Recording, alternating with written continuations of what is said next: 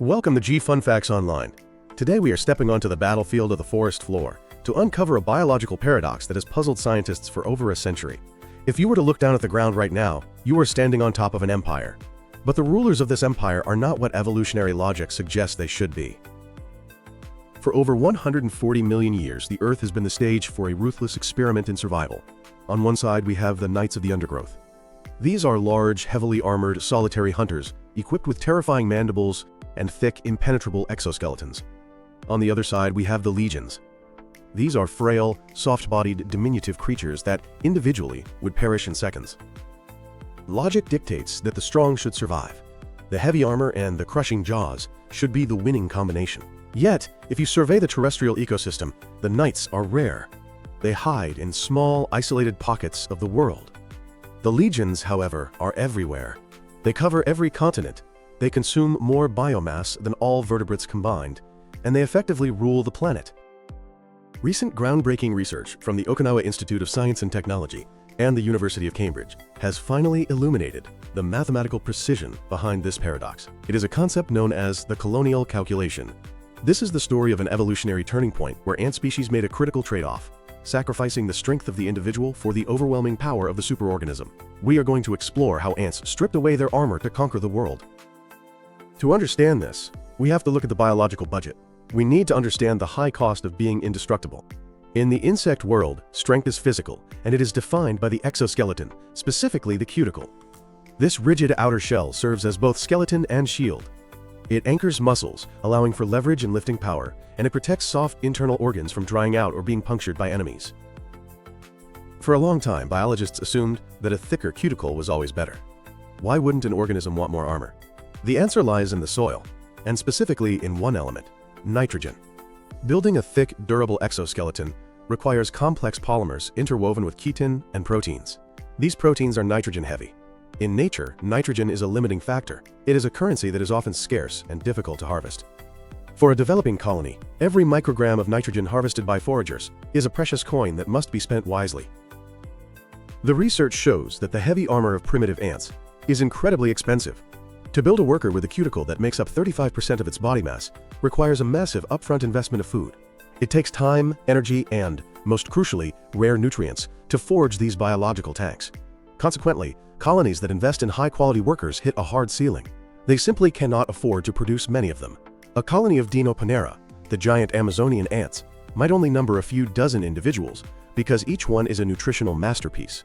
They are the Ferraris of the insect world, offering high performance and high maintenance, but suffering from low production volume. Somewhere along the evolutionary timeline, a lineage of ants stumbled upon a radical economic strategy which we can call the economy of squishability. They decided to make cheaper workers. By reducing the investment in the cuticle, thinning the armor, and reducing the nitrogen requirement, a colony could produce significantly more workers for the same amount of food. A worker with a cuticle comprising only 6% of its body mass is fragile. It can be crushed by a raindrop or snapped in half by a rival. But it is cheap. This seemingly simple reduction in individual quality unlocked a geometric explosion in colony size. If you can produce 10 cheap workers for the price of one expensive warrior, you suddenly have a numerical advantage. This is the core of the colonial calculation. Evolutionary success shifted from the survival of the fittest individual to the survival of the largest colony. This shift from quality to quantity did not just change the ants' bodies, it fundamentally rewired their society. When a colony has only 50 individuals, every ant matters. If a Dinopanera hunter is killed, the colony loses 2% of its workforce and a significant portion of its defensive capability. Each individual must be a generalist, capable of hunting, fighting, and navigating independently. They are less like cells in a body and more like members of a small tribe. However, when a colony creates cheap workers and expands to 500,000 individuals, the death of a single ant becomes statistically irrelevant. This expendability is the key that unlocked superorganismality. With a massive, expendable workforce, ants could begin to specialize in ways that solitary or small colony species never could. This is analogous to the evolution of multicellular life. Just as single-celled organisms banded together to form tissues and organs, individual ants began to function as castes or distinct biological tissues within the colony body. You have the foraging tissue, where thousands of cheap workers form a living net, retrieving food with an efficiency no solitary hunter could match. You have the defensive tissue. Instead of individual strength, the colony relies on swarming defenses. 1 million weak mandibles can strip a vertebrate to the bone faster than 10 strong ones can. You have the reproductive tissue, where the queen becomes a specialized egg-laying machine, fed by the constant stream of resources delivered by her cheap daughters. The cheapening of the worker extended beyond the exoskeleton. It also affected the brain. In small societies of elite ants, individuals often display surprising intelligence. They can hunt alone, navigate complex landmarks, and make independent decisions. In the massive supercolonies of cheap ants, individual intelligence is often replaced by swarm intelligence. The individual ant does not need to be a genius. It just needs to follow simple algorithms, such as pheromone trails and alarm signals. The brain is no longer in the head of the ant. It is in the network of interactions between millions of ants.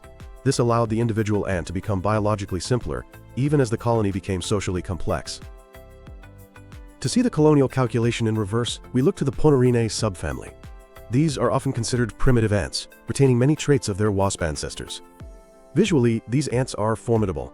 Species like Dinoponera australis are massive, sometimes exceeding 3 centimeters in length.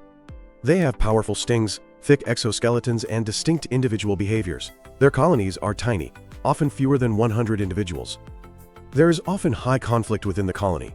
Workers may fight for dominance, and the distinction between queen and worker is sometimes blurred. Their strategy relies on brute force. A single Ponerine ant can take down large prey, but they cannot dominate a landscape. They are like solitary tigers, acting as apex predators, but remaining low in density. On the other end of the spectrum are the masters of the colonial calculation, the legions. Consider the fire ants, Solenopsis invicta. A mature colony contains hundreds of thousands of workers. Individually, a fire ant is soft and easily crushed, but they possess a distributed armor. Their defense is not a thick shell, but a cloud of venom. They act as a fluid, pouring over enemies and stinging in unison. Consider the Argentine ants, Linopathema humili. These ants are small, soft, and individually weak, yet they have formed a global supercolony that stretches across continents. Their workers are incredibly cheap to produce, allowing them to outbreed and out-eat almost any native species they encounter. They win wars, not by dueling, but by attrition. They simply throw wave after wave of expendable bodies at the enemy, until the enemy runs out of energy. The leafcutter ants represent the pinnacle of this calculation. They act as specialized industrialists. They did not just make workers cheap, they made them polymorphic. They produce millions of tiny minima workers, so cheap they are barely visible, to tend their fungus gardens. They produce massive major soldiers, which are expensive tanks, only when needed for defense. By optimizing the size and cost of every single member of the colony, they have created the most complex societies on Earth, next to humans. They are the ultimate example of allocating the budget effectively. One of the most profound implications of the cheap worker strategy is the ability to colonize difficult environments. In tropical rainforests, nitrogen is cycled rapidly, and competition is fierce. In deserts or scrublands, resources are scarce. A species that requires a high startup cost of nitrogen to build a single worker will struggle in these environments. However, the cheap ant, which requires very little nitrogen to reach adulthood, can thrive on low-quality diets. This is why aggressive, large colony species often dominate disturbed habitats or invasive ranges. They can turn garbage into an army. They are not limited by the need for high-quality protein to build thick shells. They can subsist on sugary nectar or aphid honeydew to fuel their high-energy, high-tempo lifestyle while saving the scarce protein for the queen and larvae. This created a feedback loop of success. Thinner cuticles led to lower costs per ant. Lower costs led to larger colony sizes. Larger colonies led to better resource gathering. More resources led to even larger colonies. And massive colonies led to the emergence of complex social behaviors like agriculture, slavery, and war. This loop allowed ants to diversify into the 14,000 species we see today. It allowed them to become the soil engineers of the planet. It is why, if you were to weigh all the ants in the Brazilian rainforest, they would outweigh all the mammals. It is impossible to view the colonial calculation without seeing a reflection of human history. We, too, have faced the trade-off between the hero and the organization. In feudal times, warfare was dominated by the knight, a heavily armored, expensive elite unit. A king could only afford a few of them. As states became more complex and centralized, the knight was replaced by the soldier. The soldier was individually less protected, equipped with standardized gear, but deployable in armies of thousands. The state became the superorganism.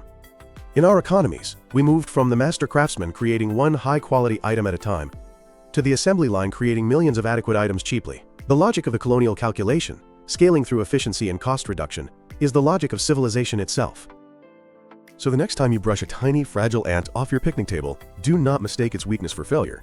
That fragility is its greatest weapon. By shedding its armor, that ancestors unlocked the power of the million.